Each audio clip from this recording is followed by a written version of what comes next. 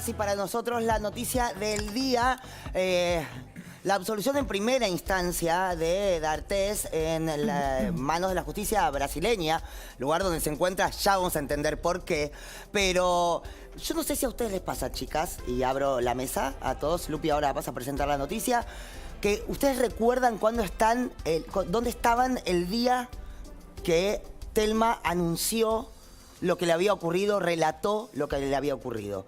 Sí. Yo recuerdo perfectamente dónde estaba, esperando que ella dijera con nombre y apellido y con toda la crudeza que eso implica, lo que le había ocurrido. Y a partir de ese momento, muchas de nosotras entendimos que habíamos sido abusadas de una u otra manera a lo largo de nuestras vidas. Y nos dimos cuenta que todas tenemos cercanas alguna amiga que también lo fue. Lupi. Lo que decís es increíblemente necesario, porque además en esta causa vamos a ver todo lo que sucedió. O sea, Telma, el día que denuncia una violación, lo hace con una estrategia de comunicación acompañada de actrices argentinas de una manera que no se había hecho antes, en un teatro, llamando a una conferencia de prensa pública, tratando de poner en un contexto público algo que pasa en privado, que esa es una de las mayores dificultades que tienen estas situaciones. Probar un delito en el marco de algo privado, una habitación y sobre todo así, es muy difícil. Así que primero podemos repasar la fortaleza que le dio, lo que significa eso que ella hizo y cómo avanzó la causa hasta el día de hoy, que junta 3 países: la justicia argentina, porque ella es argentina, la justicia de Nicaragua, porque en Nicaragua estuvieron el último día de la gira del programa que ella hacía, Patito Feo, donde se dieron estos hechos de abuso sexual, y la justicia brasileña, pues él se fue, se escapó y quedó directamente viviendo allí. Tenemos entonces, para explicar primero lo que decía Ernest, que absolución no es inocencia, vamos a explicar por qué. ¿Por qué? Y sobre todo que esto no disciplina a ninguna chica, y vamos a hablar de eso. Bueno, ¿por qué te cuesta denunciar? Estábamos hablando antes de este momento entre nosotras, fuera de micrófono, cuando estábamos por empezar el programa, qué significó para nosotros la palabra de Telma Fardín, ¿no? No sé si alguna quiere decir lo que le significó, Dani. Yo creo 2 cosas. Una, qué importante resaltar y destacar para que socialmente no se juzgue cuando alguien que está en pleno juicio no se acuerda de algo. ¿Por qué? Porque cuando a nosotras nos acosan físicamente, verbalmente o como fuera la forma en que lo hagan, instantáneamente la única defensa que tenemos es no acordarnos. ¿Por qué? Porque después pasan estas cosas, porque nos piden que vayamos a la justicia y la justicia no acompaña. Y porque al día siguiente hay que seguir viviendo. Sí, te iba a decir eso. Al día siguiente hay que seguir viviendo. Perdón, quiero destacar, Lupi, una cosa más con respecto a la imagen. Que Griselda esté al lado de Telma el día que lo anunciaron, agarrada de la mano, no es un gesto menor. Griselda era compañera de Telma, claro, y era la mamá de la serie. Qué importante esa imagen de mancomunión entre 2 mejores, porque lamentablemente si Telma hubiese estado sola, nadie lo hubiese creído. Sí, lo último respecto de las denuncias, también, además de que negar es un proceso, digamos, una defensa en un punto, como decía recién Dani, cuando vos denunciás, estás aceptando que lo que te pasó, te pasó. Y ahí hay un dolor muy difícil. Entonces, además de todo el proceso que vamos a detallar acá de revictimización que te plantea la justicia, que necesita una reforma con perspectiva de género, pero para eso no voy a hablar yo, para nada. No, va a hablar, bueno, está con nosotros la doctora Carla Andrade Junqueira. Recién le preguntaba si su apellido era brasileño. Hola, ¿cómo estás? Hola, gracias. ¿cómo estás? Gracias. Un placer, un placer. Y es portugués, básicamente, ¿no? Es portugués. Es portugués. Sí. Bueno, ¿qué significa la absolución en primera instancia para que entiendan todos que esto no es declaración de inocencia? Significa que el juez aplicó un exceso de rigor, un formalismo bastante injusto, pero un formalismo basado en que la legislación penal brasileña de 2009 entendía que los abusos sexuales no consentidos sin penetración del pene, perdón por claramente decirlo. sin la penetración del pene no eran violación, eran simplemente actos libidinosos. Esto en 2009, mira que es bastante reciente. Bastante cercano, sí. Bueno, en 2009 se reformó la legislación penal para incluir actos libidinosos, actos sexuales sin consentimiento, con o sin penetración del pene, como violación. Pero el crimen de Telma pasó en mayo de 2009. La reforma fue en octubre. Claro. O sea, por 7 meses la aplicabilidad legal lo benefició, ¿no? Entonces, lo que significa es, en la sentencia del fallo que está circulando en la prensa, uno puede leer, Sí. va a ver que se acreditó los abusos Claro. sexuales, se acreditó el sexo oral no consentido, se acreditó la penetración de los dedos sin consentimiento a una nena de 16 años. No se acreditó la penetración del pene y vamos a explicar por qué, porque hubo, pero el juez entendió que no había pruebas suficientes. Cuando la prensa que Sí. se opone a Thelma dice no hubo pruebas de la violación, no hubo pruebas. El juez entendió que las pruebas dejaban dudas a él sobre la penetración del pene y por lo tanto, por la legislación anterior, no sería Pero violación. claramente, a ver, Carla, hay que ser un poco inocente para no entender que esto está claramente dirigido a absolverlo. Sí. Porque si vos podés acreditar toda la otra, todo el abuso, Tal cual. todos los otros abusos, también podrías acreditar en el mismo término la penetración. Igual no quiero detenerme ahí. Quiero entender un poco lo importante que es esto y podemos ir un poco más para atrás. Vamos a contextualizar, Carla, la historia. Dale. ¿Cómo llega? Todos sabemos que Thelma en un momento da una conferencia de prensa y denuncia, habiendo hecho previamente la denuncia en Nicaragua, ante la justicia de Nicaragua, sobre el abuso que vivió en manos de D'Artés. Lo hace público y a partir de ese momento D'Artés entra en una serie de actos medio casi cercanos a la locura. Da una nota a un periodista, etcétera, y termina en Brasil ¿cómo? ¿Por qué? Es una estrategia, o sea, nosotros vemos como una estrategia procesal. ¿Por qué? Primero, Brasil no extradita a sus nacionales, entonces no podría ser enviado a Nicaragua, donde seguramente estaría condenado y con prisión preventiva, porque en Nicaragua ya había un pedido de prisión preventiva y una alerta rojo de Interpol. Entonces, si seguían en Argentina, Argentina lo extraditaría a Nicaragua Claro. y sería preso preventivamente. Después, porque uno trata de buscar la jurisdicción que Más más le lo conviene. beneficia. Y Argentina, desde 1999, los actos libidinosos son considerados violación. O sea, este mismo fallo, Claro. con esta misma decisión en Argentina, él estaría preso. ¿Qué pena le cabe a una persona que comete el acto de D'Artés sobre Thelma Fardín? Si fuera hoy en día, de 6 a 30 años. 30 años. Si fuera o sea, este acto, esta misma sentencia con la aplicación de la ley actual serían de 6 a 30 años. Para situarnos, nosotros que conocemos lamentablemente la justicia en Argentina, pero no conocemos la justicia en Brasil. La justicia en Argentina es absolutamente sin perspectiva de género, como decía Lupita. Se revictimiza, se condena más a la persona que denuncia que a quien es denunciado. ¿Cómo es la justicia en Brasil? Peor. Brasil tiene una estadística de 1% de condenas de denuncias de abuso sexual. Si bien hay un movimiento de cambio, hay un nuevo protocolo del Consejo Nacional de Justicia, que es el consejo que regulamenta la magistratura para que tenga perspectiva de género durante todo el proceso penal. Y esto significa el cuidado con la víctima, la no violencia, la no estereotiparla.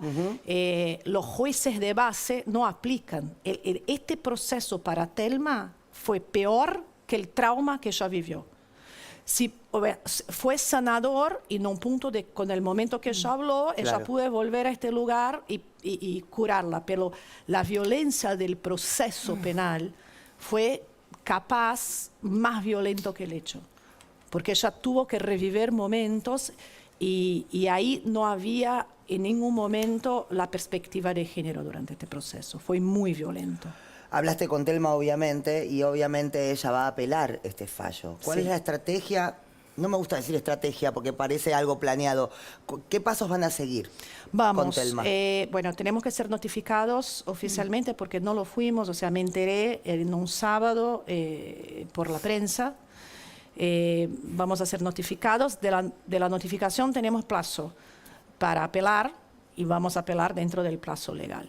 Vamos a apelar y vamos hasta las últimas instancias. ¿La apelación en qué se va a basar? Digamos, ¿en qué puntos ustedes consideran que este fallo es erróneo? ¿Qué puntos van a atacar? No está alineado con la jurisprudencia actual.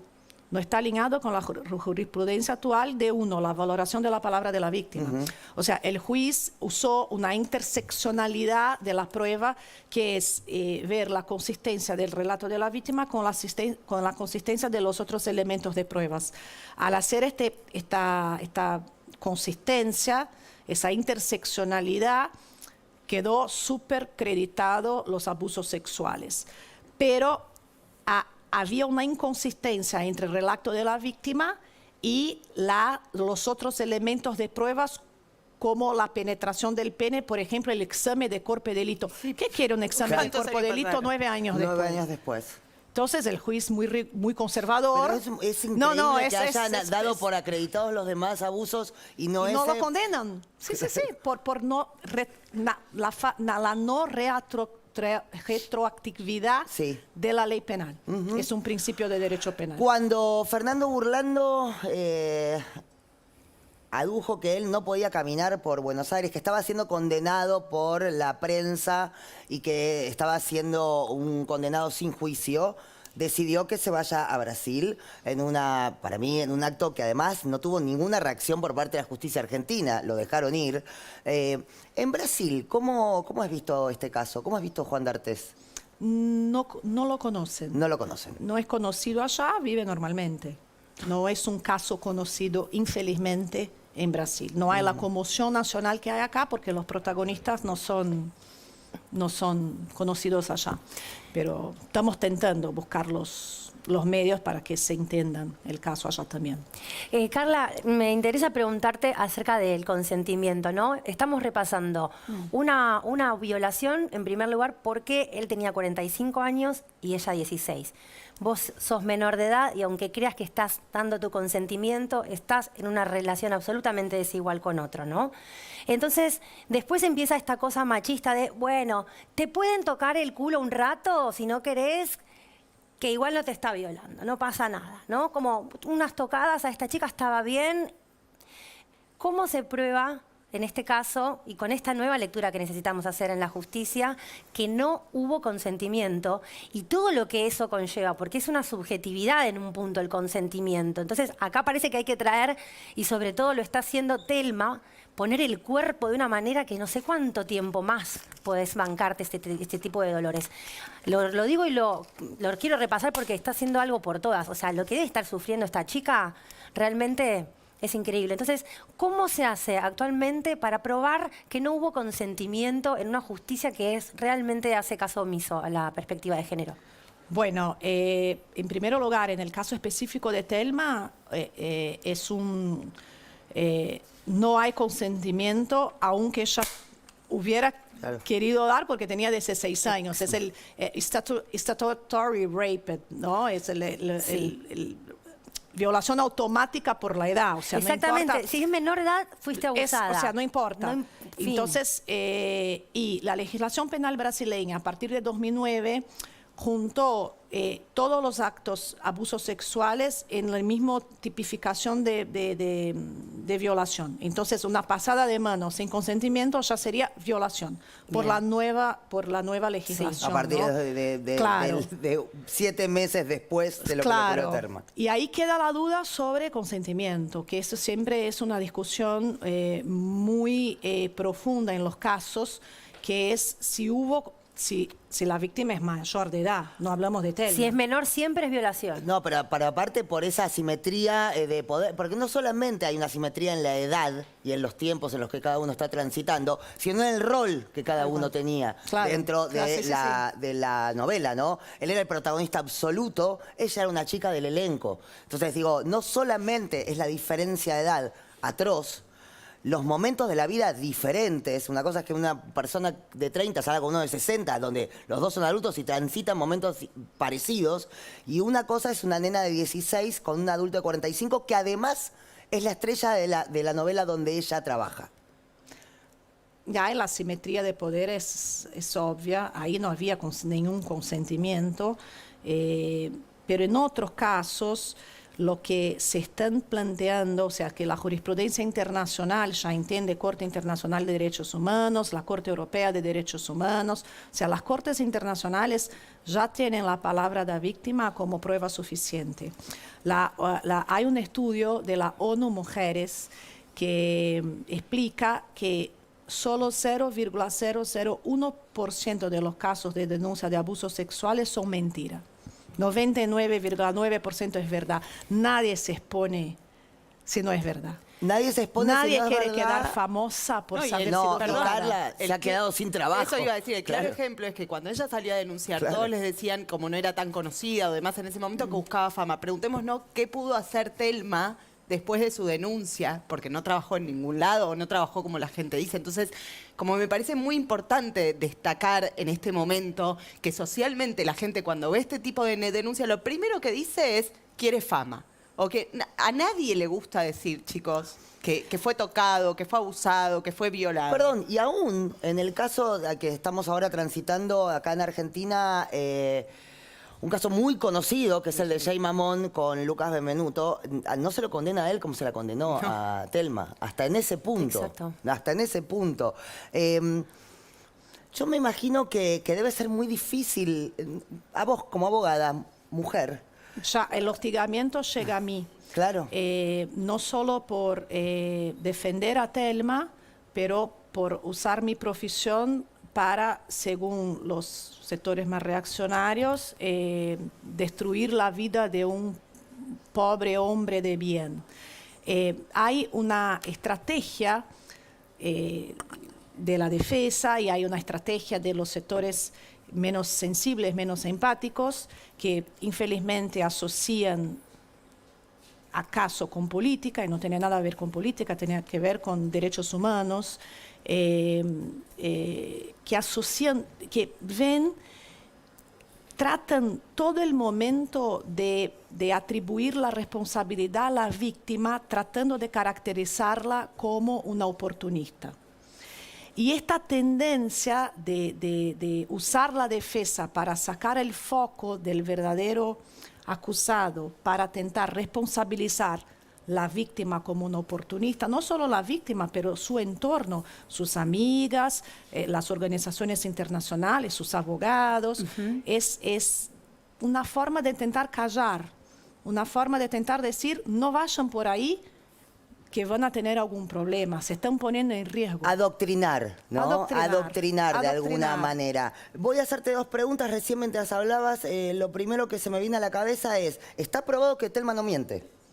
Sí, nosotros entendemos que esta sentencia... Esto es clarísimo. No quedó ninguna duda, la sentencia está... Los A la que vista quieran de leer, todos. van a Para leer, mí eso, no hay pero aparte dudas. debe haber habido pericias psicológicas, Muchas, sí. 5 muchísimas. horas En declarando. todas, digo, está probado que Thelma no miente. No miente.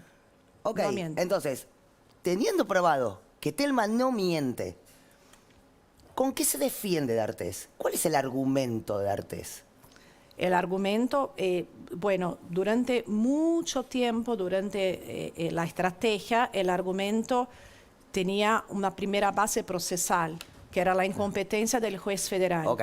Esto nos tomó un año. Esto nos llevó hasta la Corte Suprema en Brasilia. Pasada esta parte procesal, el argumento era que la única prueba era la palabra de la víctima. Pero no era. Nosotros teníamos 11 testigos y D'Artés apenas uno, que era su esposa. Entonces, o sea... Sí, que tampoco puede ser en realidad testigo de nada, porque en realidad Sí, es su la mujer. pareja no puede ser Se valora un testigo de como- defensa. Pero además él admite tiempo y lugar. O sea, él admite en la nota con Mauro Viale haber estado en esa habitación con Thelma Fardín ese día y en ese momento. Sí. O sea, Sí, él admite el tiempo y el lugar, no admite los hechos que pasaron adentro. claramente. O Sí, sea que sí. su defensa primero es la incompetencia y luego que tiene una sola testigo que es su mujer. Exactamente, como que se toma como informante. Y está probado que Telma Fardín no miente. No, según este fallo no. Si bien es un fallo de primera instancia, lo vamos a apelar, pero según este fallo no hay ningún momento que el juez dice que no hay pruebas sobre los abusos sexuales habidos dentro de este cuarto. Lurri. Carla, bueno, Dani contaba que estaba Griselda en esa primera conferencia y en la del otro día estuvo Luciana Pecker, periodista, que hace muchos años visibiliza, y vos hablaste también de que está siendo hostigada como abogada de Telma. Muchas periodistas sufren violencia digital, sufren hostigamiento en redes y también en persona. Quería preguntarte cómo ves también esa situación y de alguna manera qué es lo que te parece que hay que apuntar para que eso no suceda, no solo con periodistas, sino, por ejemplo, con abogadas, digo, ya sea de políticas, no sé, algún tipo de políticas públicas, sabiendo que aparte los discursos de odio están avanzando muchísimo en dirección a las mujeres, a otras identidades. Creo que yo veo que esto está muy avanzado también en otros países, donde hay ya jurisprudencia que ponen un equilibrio entre la libertad de expresión Tal cual. y los derechos humanos, ¿no? Porque, o sea, en nombre de la libertad de expresión termina amenazando, intentando callar y hostigando. Entonces hay de verdad que equilibrar, no sé si por políticas públicas, o sea, una política pública relacionada a libertad de expresión es siempre una conmoción en un país democrático, ¿no?